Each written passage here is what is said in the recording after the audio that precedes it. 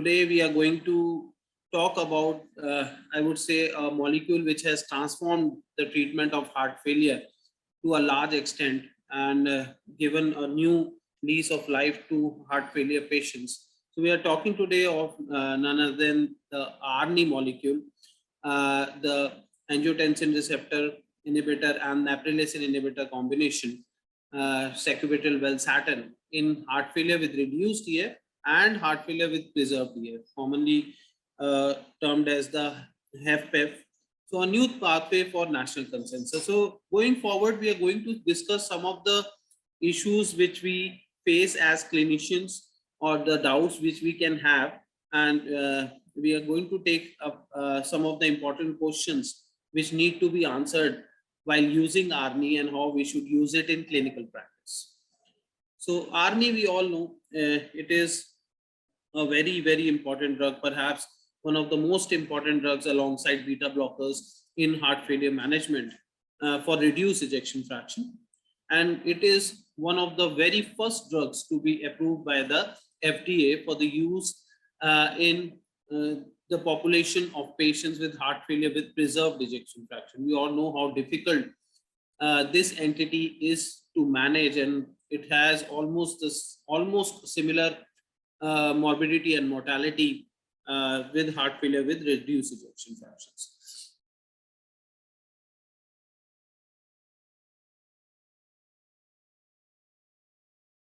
Right, the drugs we have are armamentarium, but despite that, heart failure had a very bad prognosis, and the 5-year mortality rates, you can see it's worse than even leukemia or serious illnesses like colon cancer.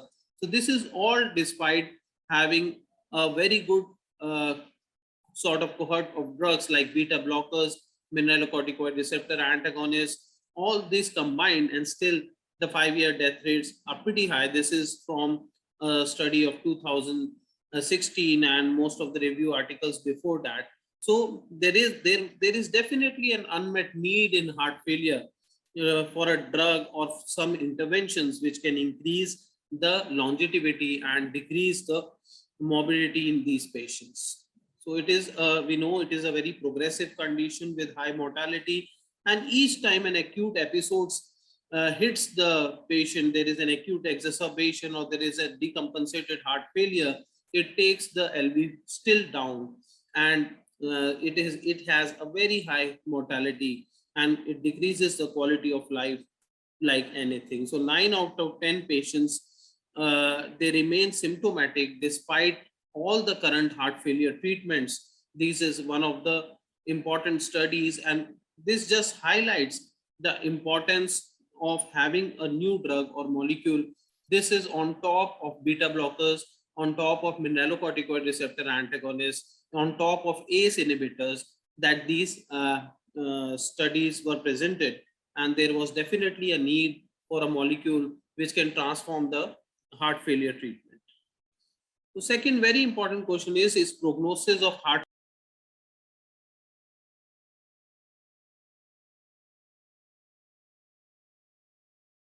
Indian patients are definitely more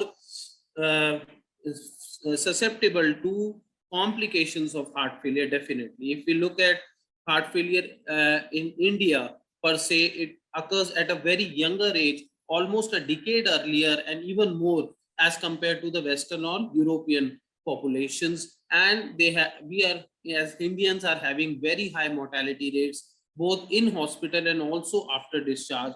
That is in part due to some of the basic population effects we have, and also the protocols which are not followed maybe, but some of the drugs which may be more beneficial in the other population as compared to the Indian population. So for India, heart failure is really a bigger challenge.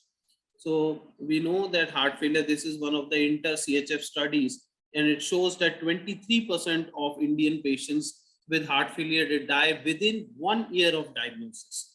So we can just imagine the amount of the worst prognosis Indians carry in heart failure. So if we see 100 patients today, then within 1 year, we will lose around 23. So hardly any patient survives within 4 to 5 years of heart failure diagnosis. And prevalence is very high. Almost 1% of adult population has prevalence of heart failure.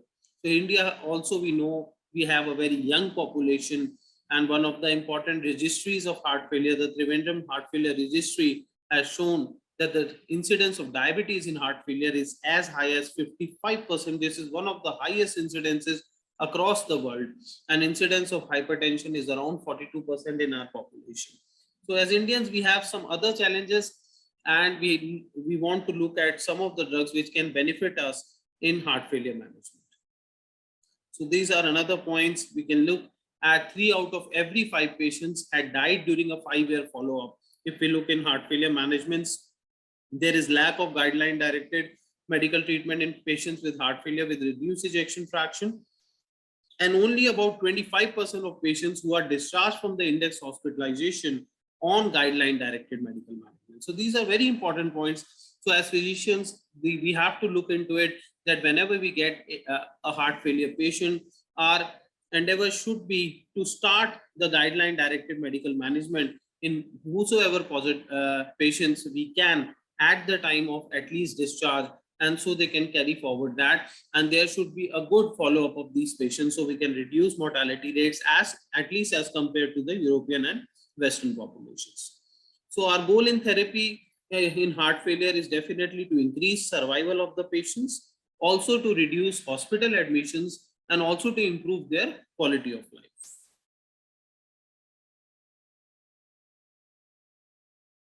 Their beta blocker trials, the mineralocorticoid receptor trials, they have been coming up from the last around 2.5 decades and more.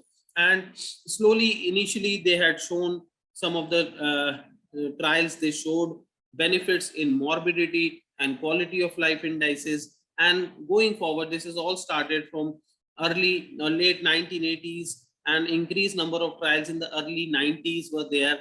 And these were mostly with hydralazine isosorbide dinitrate, which is now considered mostly in the Black population. And sometimes in our scenario, we prefer it in patients who are having very severe renal dysfunction, or wherein we are not able to use ACE inhibitors or ARBs for some reason. Also, the mineralocorticoid receptor antagonist trials and the beta blocker trials and the trials on digoxin. Digoxin, we know that a trial has conclusively proven that digoxin at least does not have any mortality benefit in heart failure. So these trials, they went up to initially from the 1980s and the early 2000s.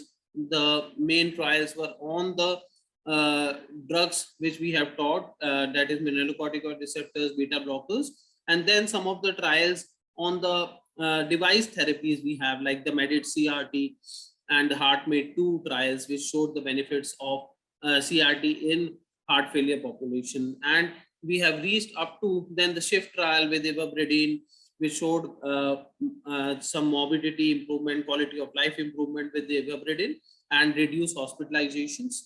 And finally, we have now in the around 2014, we know the landmark trial, that is the paradigm heart failure trial, which introduced ARNI to the world. And heart failure treatment, I would say, had taken a very good turn from there. And we have a molecule now which really benefits our patients. And lately, we also have now the SGLT2 inhibitors, which are now almost given to all the heart failure patients, irrespective of their diabetes status also. And dapagliflozin and empagliflozin are some of the drugs which have been now targeted and are almost always advised in heart failure treatment. So as we have taught, a big step was taken around 2014, and we all know about the paradigm heart failure trial, what a landmark trial this was.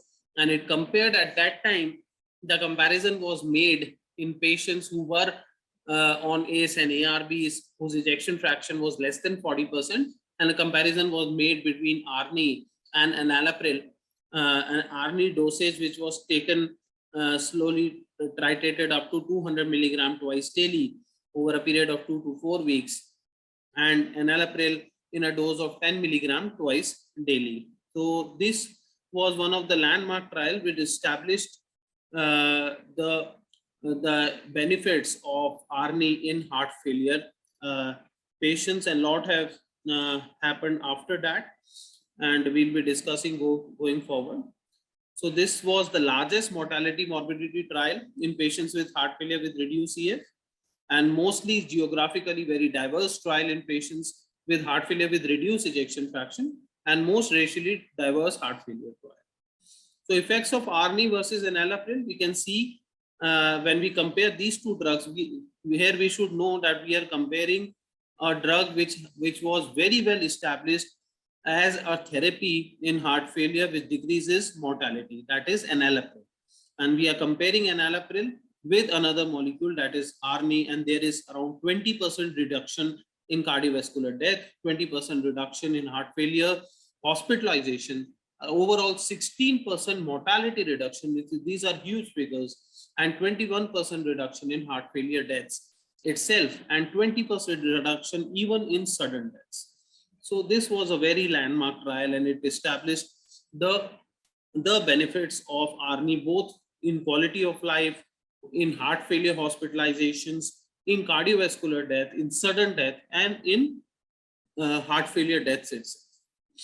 So we can see here, if we look at number needed to treat, the ACE and ARB, it shows around 26, and for beta blockers it is 9, and aldosterone antagonist it is 6, and hydralazine it is 7. So mortality reductions highest with beta blockers and around 34%, and hydralazine nitrate around 43% in special populations. And this is medical therapy for stage C heart failure, reduced ejection fraction. So these were the initial drugs which showed mortality benefit, and on top of ACE inhibitors, if we look at ARNI, it gives another 20% benefit over the ACE inhibitors as compared to the enalapril molecule. So NYHA class change just shows that the improvement in quality of life. We can see that after a 30-day treatment, there was a significant improvement. Almost 34% of the patients, they experience improvement with at least one category of NYHA. And in our clinical practice, if I want to share, within 1 or 2 weeks, that is 10 to 14 days of giving this molecule, when the patient comes to us, he experiences a significant change. I would say the NYHA category improves by at least 1 or even by 2 classes when we start the patient of ARNI. And these are those patients who are already not de novo patients, but who are already on ACE inhibitors. So clinical practice also, each and every one of us will agree that ARNI is a much, much better molecule when compared to ACE inhibitors in our clinical practice, and mortality benefits have been proven by this randomized controlled trial. So we have both the benefits. So ARNI is definitely superior to ACE inhibitors across the subgroups of the chronic heart failure. So these are various parameters on all-cause death, heart failure hospitalization, cardiovascular death, and total primary composite outcomes. All are in favor of ARNI as compared to enalapril.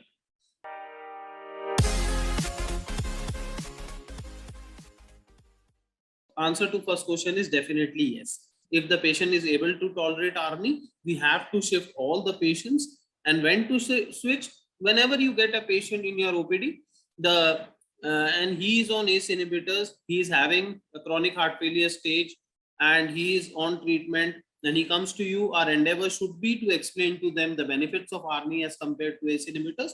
Initial thinking with us was, with initial trials, was that if the patient is doing well, he is maybe class 2, then we can continue with ACE inhibitors. But upcoming trials over the years, we have seen that the mortality benefit which ARNI offers over ACE inhibitors is definitely advantage to the patients, and we should try and shift all patients who are on, even who are very well tolerated, I will say, on ACE inhibitors to ARNI. When to switch? So whenever is the first visit of the patient, if a chronic heart failure patient.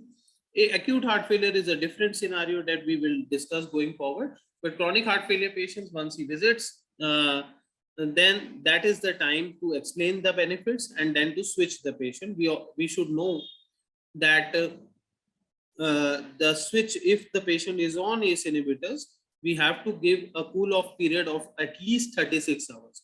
So for 36 hours, the patient should not take either the ACE inhibitor or ARNI, and after 36 hours of stopping the ACE inhibitors only, the first dose of ARNI should be administered.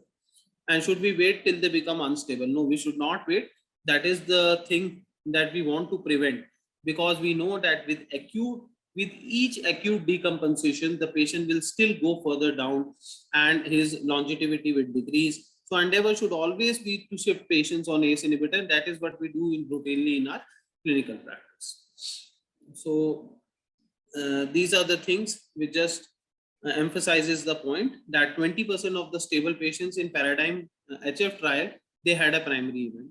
17% of these patients, that is during the course of the trial, within 2.5 years. And of the stable patients who experienced a primary event, death preceded the heart failure hospitalization in more than half these patients, and 60% of these deaths were sudden deaths. So this is the importance, that we should not wait for the patient to become unstable. Once we know the benefit of the molecule, we should definitely add it as soon as possible.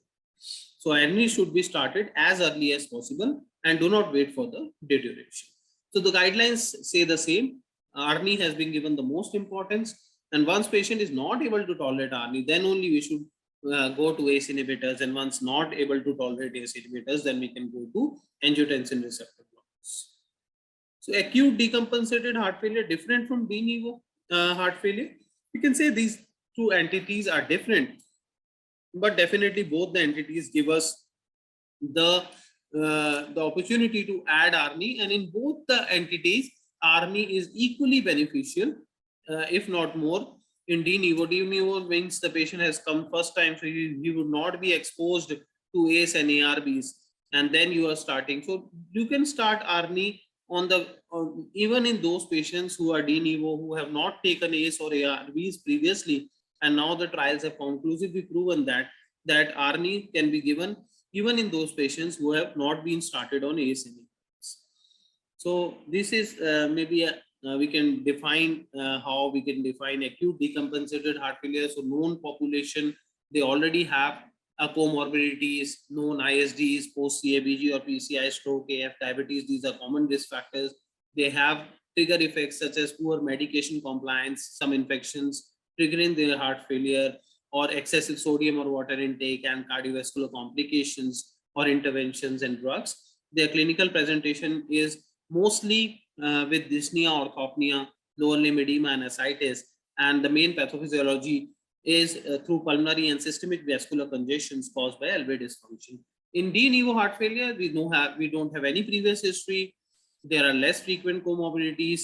Their triggering events are mostly cardiac ischemias or valvular incompetence, and their presentation is very sick in the form of usually cardiogenic shock and acute pulmonary edema. And the main pathophysiology is definitely acute derangement in their hemodynamics.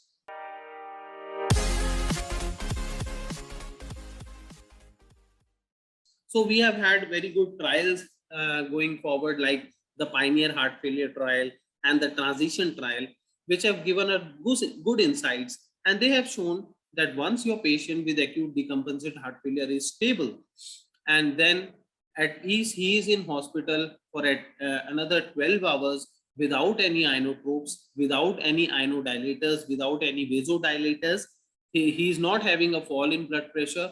You do not want to increase his diuretic dose in the last 6 to 12 hours. So means the patient is now hemodynamically stable, is yet not discharged, and that is perhaps the best time to start a ARNI. And these trials have shown that those patients who were put on ARNI pre-discharge or very early in the first follow-ups, those were the patients who did very well, and their decrease in the NT-proBNP levels was much higher.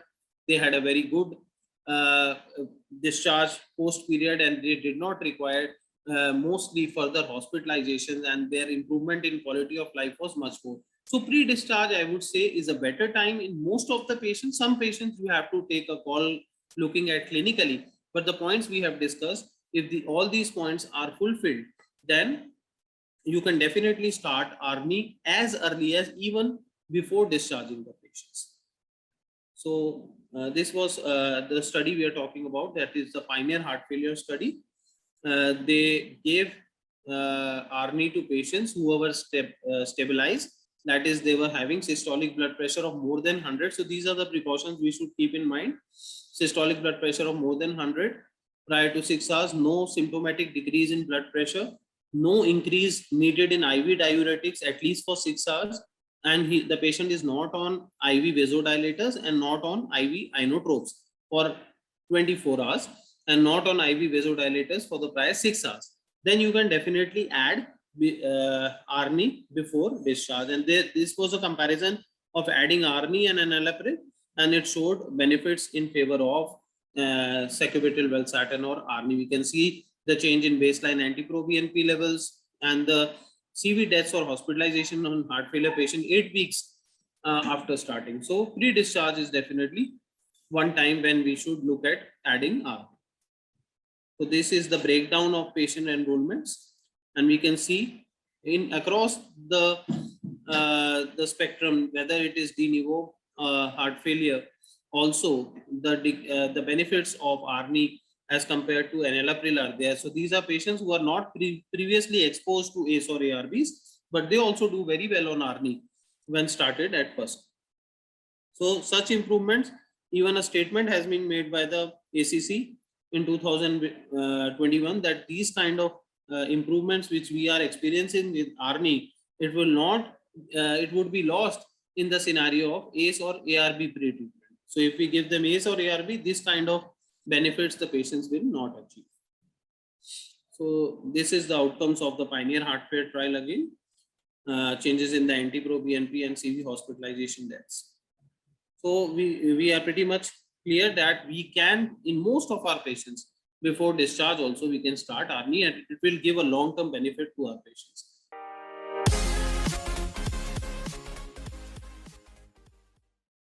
Yes, definitely we can start, as we have shown in previous slides also, the de novo hospitalized patients, that is patients who are not previously known heart failures, who are not exposed to ARBs or ACE inhibitors previously, or even any other medications, they do very well with ARNI. So this is one of the studies that 66% of the patients are actually newly diagnosed in the PREVENT study, and 43% of the proportion of overall patients were de novo heart failure patients. So these data have come from these studies. So it has shown significantly lower incidence of composite cardiovascular death and heart failure rehospitalization in de novo hospitalized patients with sacubitril valsartan.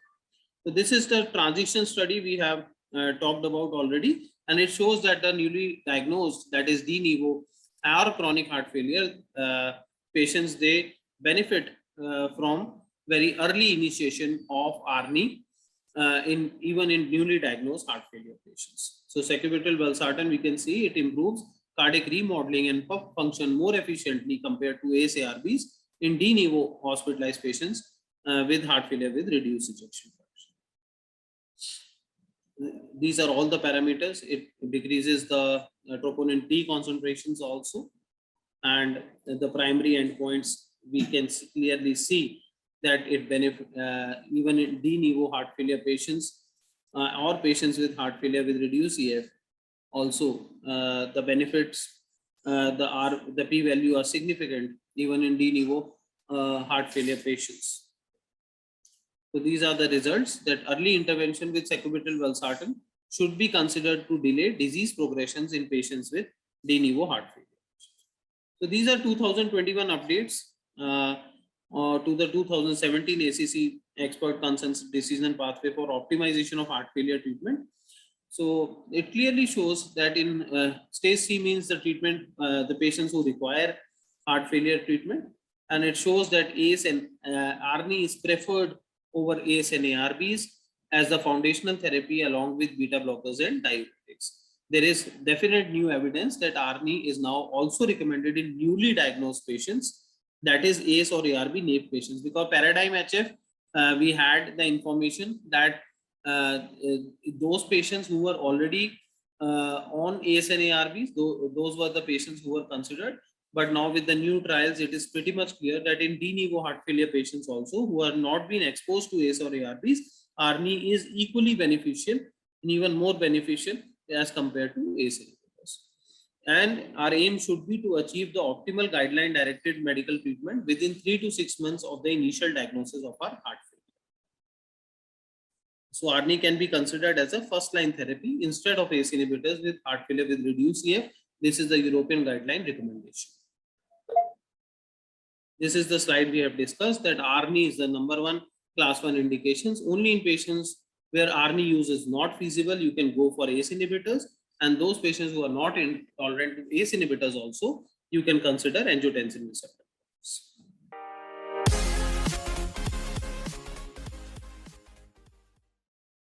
So this is also important because once a patient comes to us and when we shift, we have discussed that we can shift whenever we get an opportunity in chronic heart failure in all patients, whether they are class 1, class 2 also, we should try and shift them from ACE inhibitors to ARNI because of the benefits of decrease in sudden death, because of the benefits of mortality benefits in overall cardiovascular mortality benefits also.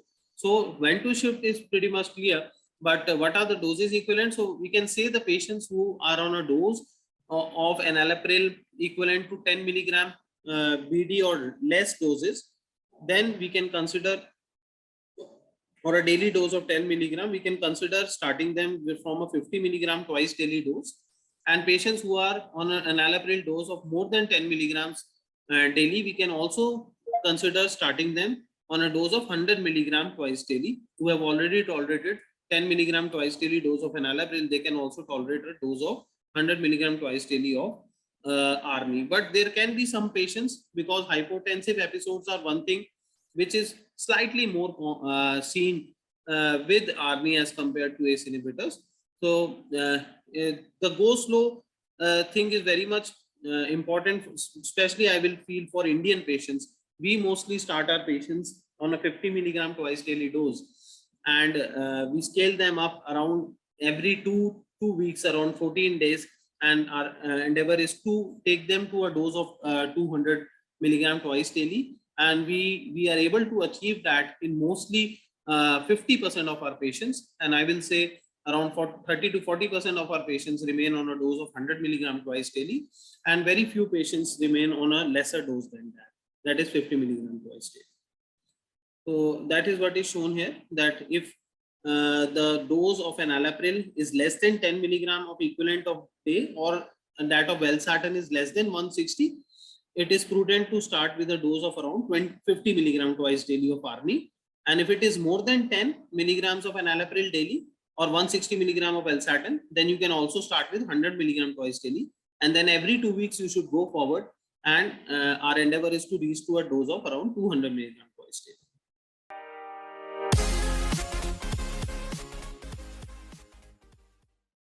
So number one reason and most important reason is the decrease in the blood pressure or hypertension. So this is one thing which you will definitely find in your patients. If you start 100 patients on ARNI, there will be around, I will feel 20 to 25% patients which will experience hypotension. And we can do a lot of things because once we start patients on ARNI, they will definitely experience much better clinical symptoms. They will have less congestions. So in most of our patients, we are able to down titrate the diuretics. And once we are able to down titrate the diuretics, they are mostly able to tolerate the doses of ARNI. So whenever we escalate the doses of ARNI, we definitely go down on the diuretic dose slowly. And that definitely helps them. So the most important factor is definitely hypotension. Other side effects with ARNI like hyperkalemia or angioedema, they are very, very rarely seen, if not ever in our clinical practice. Definitely in renal disease patients, we should be more cautious, and there can be some patients who develop hyperkalemia, and those can be one of the reasons of not achieving a target dose. Very rarely patients can have angioedema or other side effects like irritable cough or GI symptoms. In our practice, hardly less than 1% of patients we had to stop ARNI due to GI symptoms or cough. So very, very rare. in our clinical practice. And even if we are not able to reach the target dose, even if I am able to reach, I will not even say 100 milligram BD, which I am able to achieve in most of my patients, that is around 50% of my patients. Even if I am able to achieve a dose of 50 milligram twice daily, it gives a very, very good clinical response to my patients. Most of our patients are at least on 100 milligram twice daily, and it gives a very, very good clinical response to the patient as compared to the previous therapy. They come at least NYHA class 1 or 2 lesser to us when they come, even as early as 2 weeks after starting ARNI. And mortality benefits, we all know that it has. So these are our recommendations. Reason for failure, we know, we have discussed that symptomatic hypotension we can see in this red. That is the most important reason. Sometimes hyperkalemia, sometimes GI symptoms, sometimes worsening in the renal function. So these can be some of the reasons that we are not able to achieve the full target dose of 200 milligram twice daily. So participants taking a lower than target dose, they also had a lower risk of primary event compared with those having lower than target doses of enalapril.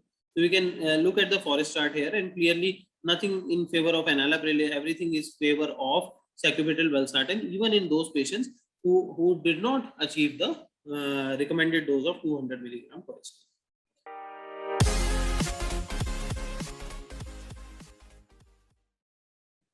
Because we will be conscious in adding patients who are having very low pressures like 90 or 100 systolic, around 100 systolic pressures, and we will be thoughtful that ARNI will cause hypotension in them.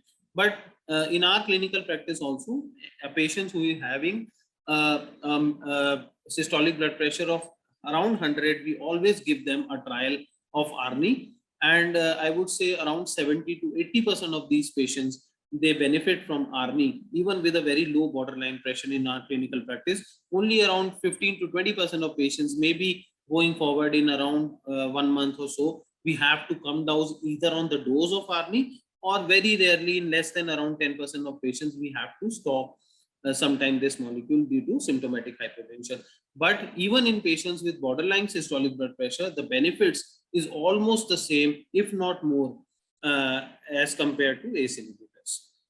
So this graph shows the same thing comparing enalapril. So there is 12% reduction in the risk of CV death and heart failure hospitalization, even in patients who are having low BP.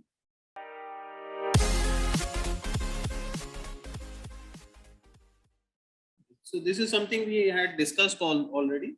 Because we are having hypotension, this is a very important slide, I would say, and we should just spend some time, because there can be some patients who develop hypotension, and then sometimes we feel like removing this molecule, which is a very, very important molecule in management of heart failure with reduced ejection fraction. So first thing we should always check is whether they are already volume or salt depleted. Sometimes that may be the case with the other therapies they are having. They are already having very good dose of diuretics, they are having ACE inhibitors, they may be depleted, and then we can start on a low dose, even lower dose, and then go higher.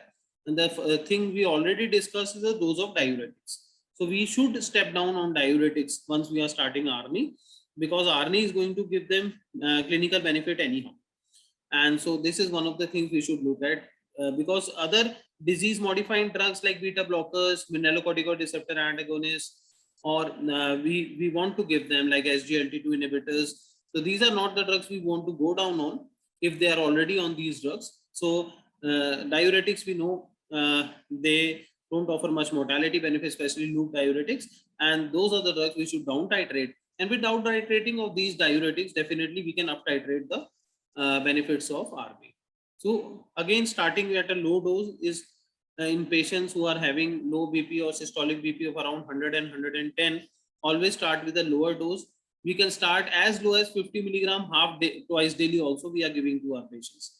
We start them on a 50 milligram half BD dose who are having a BP of around 100. And surprisingly, most of these patients, they maintain their pressures, and they come next time with a better pressure if we are just able to decrease their diuretics, and slowly we can up titrate. In some of the patients, we always don't want to increase every 2 weeks. In these kind of patients, you can take around 4 weeks also to up titrate their the dose of the ARNI, and they have a very good clinical benefit in most of these, even on low doses also. So patients who are already on low doses of ACE or ARBs, or who are who are not on ACE ARBs, these are also the patients we should slowly up titrate. So these are some of the very important things we can do to reduce the risk of hypotension. Hypotension is, I would say, is only one of the things which hampers sometimes our management with ARNI.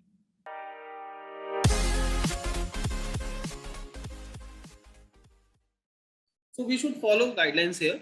The guidelines clearly state that the first thing is to add a guideline directed medical treatment.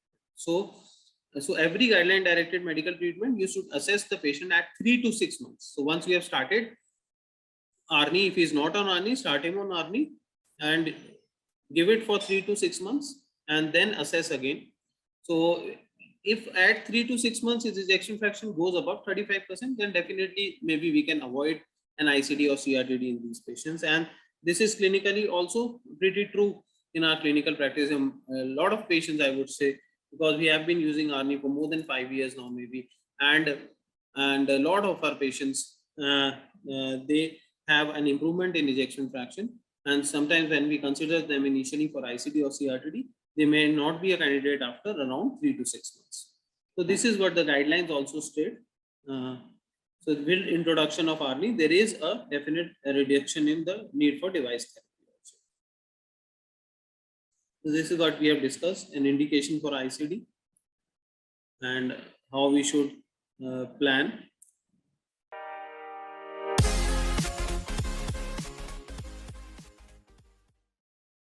Definitely, there are around 50% of our 40 to 50% of our patients maybe in clinical practice, but overall studies which we see overall, if we look at all the trials, so the number will come around 30-35%, I would say, patients who have type 2 diabetes. But there are studies which have clearly shown that whether the patient is diabetic or non-diabetic, the benefits of ARNI will stay in heart failure treatment despite the presence of diabetes. And even if the patient is diabetic, if we are adding ARNI as compared to ACE or ARBs, it has been shown that they decrease the requirement of insulin also. They make the patient metabolically more favorable, and they also reduce the requirement of oral anti-hypoglycemic agents. So we can see the same thing here. This is the Tremendum heart failure registry. These are the data from various registries. And overall prevalence of diabetes we can see is around 30%. And prevalence of heart failure with reduced EF in diabetes, it is around the diabetes patients, the prevalence of heart failure in diabetic patients per se in 10 to 30%. And prevalence of diabetes in heart failure is around 30%.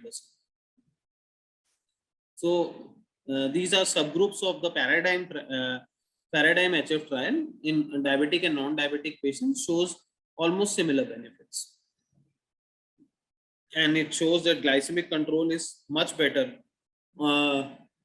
Patients on ARNI, there is a decrease in the HbA1c levels in patients who are on ARNI as compared to those who are on ACE inhibitors. The new use of insulin is decreased by around 30% with ARNI as compared to enalapril. So it is huge numbers, just show how metabolically better this molecule is as compared to ACE inhibitors, and fewer patients need start on a OHA therapy when they are put on ARNI as compared to ACE inhibitors. So definite benefit in diabetic patients, equal or even better benefits, and it also improves the metabolic component.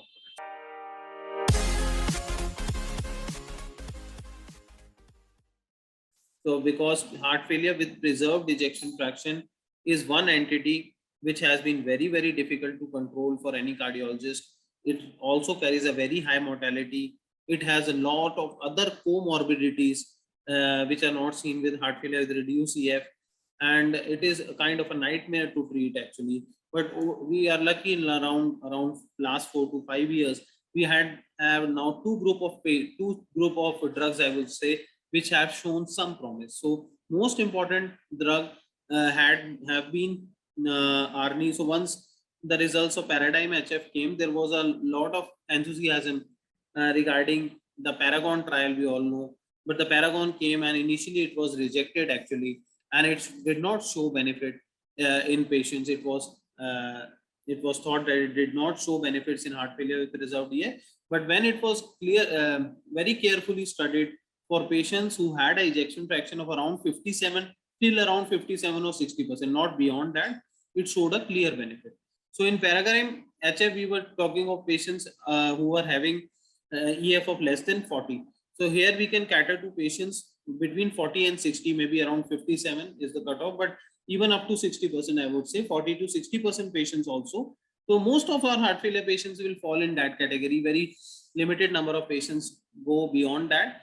Maybe we can avoid in those patients, but ARNI fares very well in patients who have a ejection fraction of around 57 to even 60%. So we can give in those patients also, and now the US FDA has also given approval for sale. So we know that heart failure with preserved ejection fraction, that is HFpEF, it has a lot of other factors which is not there, lot of non-cardiac factors which contributes to the development of heart failure with preserved ejection fraction. And all previous trials, very important trials like CHARM preserved, PEP-CHF, iPreserve, TopCats of ARBs, of Perindo ACE inhibitors, of spironolactone also TopCat, they had failed to show any benefit in mortality outcomes or even improvement in quality symptoms also. Rarely it showed benefit in heart failure with preserved ejection fraction. So we look at clinical outcomes in patients with heart failure with preserved EF and reduced EF. And here we can see that observational studies suggest similar clinical outcomes. So both these conditions are almost similarly serious. They have almost similar mortality ratios, but there is no important drugs like beta blockers or mineralocorticoid receptor antagonists or ACE inhibitors which actually showed benefit in heart failure with preserved EF. But ARNI has come as a lifeline, I would say, and the Paramount trial results have clearly shown that improvement is observed with ARNI even in HFpEF patients. And with regards to heart failure hospitalizations, there is a definite reduction in Paragon heart failure trial when given ARNI as compared to valsartan in Paragon HF.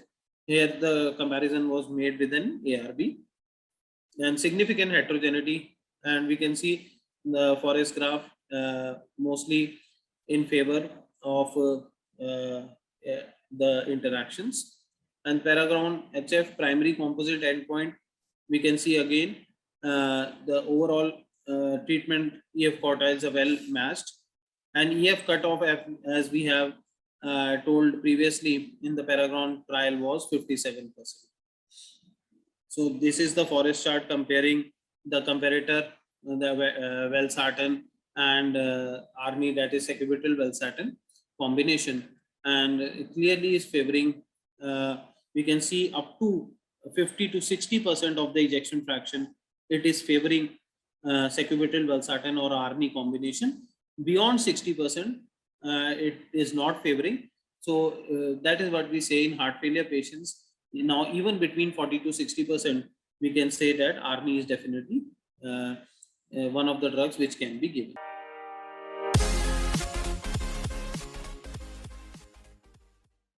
Yes, definitely we can start, and these are we have concrete evidence in HFpEF patients with ejection fraction more than 50%. So diuretics is definitely one of the drugs which can decongest the patient. Then SGLT2 inhibitors are drugs. We know dapagliflozin and empagliflozin have come a long way. These are also the second kind of drugs which have now approval for HFpEF patients. And ARNI are again, it is one of the drugs which can be used in the treatment, and it is the recommendation of the ACC/HA now. And ARNI can be used even in heart failure patients with more than 50% ejection fraction. Other drugs we know are MRA and ARBs, which have shown some symptomatic benefit. So new FDA indication definitely is opened up the doors for use of ARNI.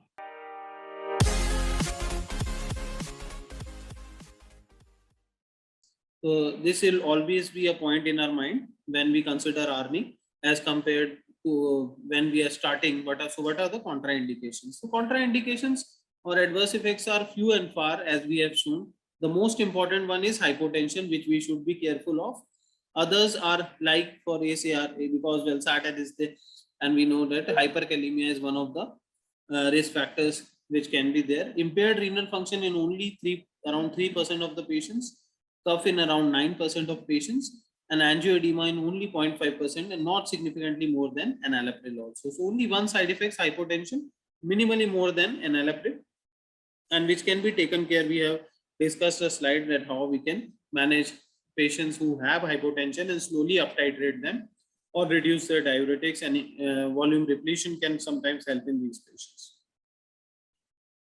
So hyperkalemia is definitely not a very troublesome thing, and even as compared to ACE or ARBs, it is still less seen in patients who are given ARNI as compared to ACE inhibitors. The contraindications are very few and far, and we should know them. That we have discussed that patient who is already taking a ACE inhibitor or ACE inhibitor, sorry, and within 36 hours of use of ACE inhibitor, we should not give ARNI molecule. We should give a cool off period of 36 hours, and then only we should start ARNI in those patients who are already on ACE inhibitors. Any patient who has a history of angioedema with or without ACE or ARB, in pregnant females who are lactating, severe hepatic impairment is one thing we should keep in mind. If the patient is severely having deranged liver enzymes or severe hepatic impairment with child-pug C classification, then we should avoid use of ARNI. And concomitant use of a renin inhibitor, we know aliskiren sometimes is used in diabetic, not commonly used in India though, but if it is in use, then we should avoid ARNI or known hypersensitivities definitely, because ARB valsartan is one of the components of ARNI. So if it is a known hypersensitivity, you should avoid. Caution is only renal impairment only if it is severe, in even up to a GFR of more than 30, it is not a problem. But if it is less than 30, then the starting dose should be reduced to 50 milligram twice daily, and we should go up very gradually, maybe every 4 weeks, and we should keep a very keen eye on the potassium levels. Again, hepatic impairment, child-pug A and B. A, there is no dose adjustment needed. In moderate hepatic impairment, you can again reduce the starting dose to 50 milligram twice daily and then go forward. Renal artery stenosis is something you should be cautious of when using ARNI. Patients who are having systolic blood pressure of less than 100, be very cautious, go slow on them. Patients who are volume depleted, they can have precipitous fall in blood pressure with the use of ARNI. So always have an idea of the volume status of the patient before adding this molecule. So drug interactions, we have discussed that ACE inhibitors, aliskiren, potassium sparing diuretics can lead to increase in potassium levels. NSAIDs use concomitantly can lead to risk of renal impairments. Lithium toxicity chances can increase, and birth control pills, they can also containing drospirenone, and it is one of the things which can have interactions with the ARNI molecule.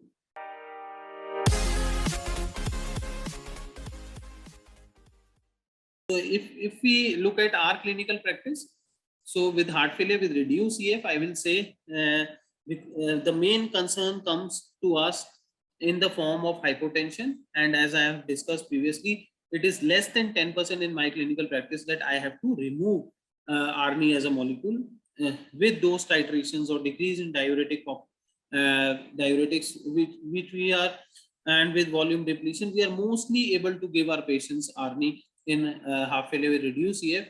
Heart failure with preserved EF, because there are other issues, mostly patients can have renal derangements also. So heart failure with preserved EF, rarely it will have, because most of these patients are hypertensive. So hypotension is not something we associate in this group most of the time.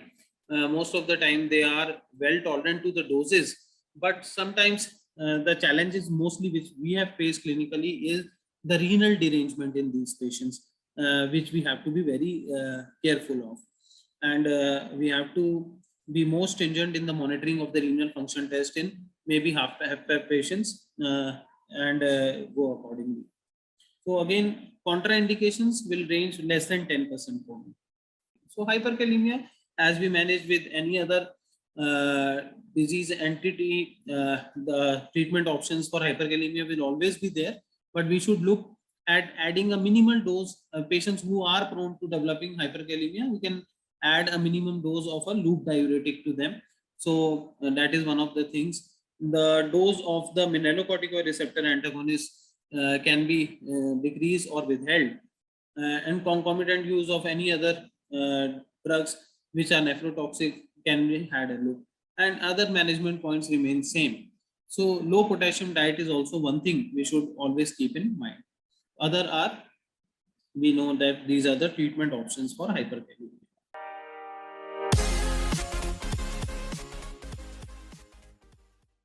So there have been studies which have shown that once the patient is put on ARNI, is doing very well, then suddenly he stops ARNI and there is a definite reduction in his quality of life.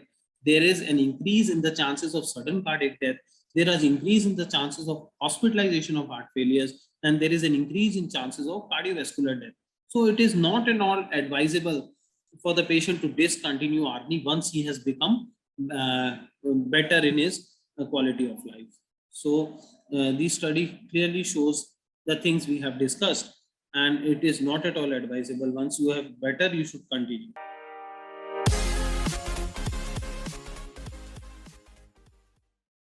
Subset. Now what we can do, we started ARNI when the patient was having ejection fraction of around 30-35%, maybe even lower. Now he's having ejection fraction 40-45%, even up to 50%. Now should we discontinue these drugs? So no.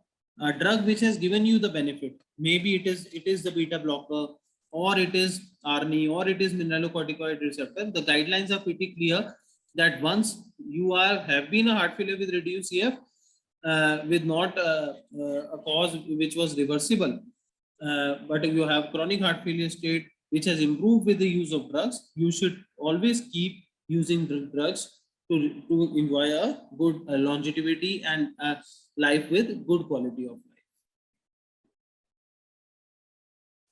So these are the recommendation, class 1 indication, that in patients with heart failure with improved EF after treatment, the guideline directed medical treatment should be continued to prevent relapse of heart failure and left ventricular dysfunction, even in patients who may become asymptomatic also. So these are some of the pearls. If we call ARNI as a molecule of the century, it will definitely not be an overstatement. It is definitely one of the very, very beautiful drugs in our clinical practice, which gives a lot of satisfaction to the doctor who is using it, lot of improvement in clinical symptoms to the patients also. And it is indispensable, definitely, and superior to ACE inhibitors we have seen by the RCTs in reducing cardiovascular death, heart failure death, and sudden cardiac death, heart failure hospitalizations in patients with heart failure with reduced. It also improves LV ejection fraction, which is a very hard indicator of mortality benefit of improvement. And it also reverses the adverse LV remodeling and improves the quality of life in these patients. ARNI should be initiated as early as possible. We know by the Pioneer heart failure and transition trials that we can initiate it as early as even pre-discharge. And acute decompensated heart failure and de novo heart failures, ARNI should be given for at least 3 to 6 months along with other foundational therapies, and then the patient should be reassessed. This is one of the points we discussed, and should be considered whether the patient needs an ICT or CRT.